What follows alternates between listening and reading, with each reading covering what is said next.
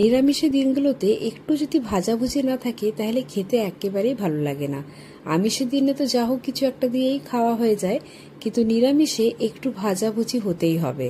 তাই আজকে নিরামিষের দিনে আমি এই ওলের বড়াটা তৈরি করেছিলাম।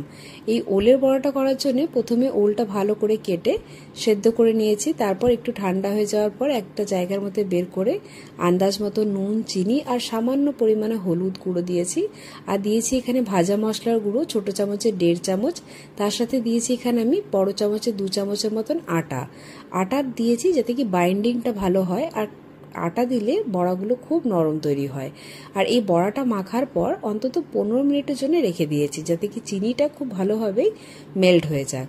এবারে ফ্রাই প্যানের মধ্যে সর্ষের তেল গরম করে এভাবে একটু ফ্ল্যাট করে এই বড়াগুলোকে ভেজে নিলেই তৈরি একদম টেস্টি গরম গরম ওলের বড়া। ভাতের সাথে একবার পরিবেশন করে দেখবেন, খেতে দারুণ লাগে।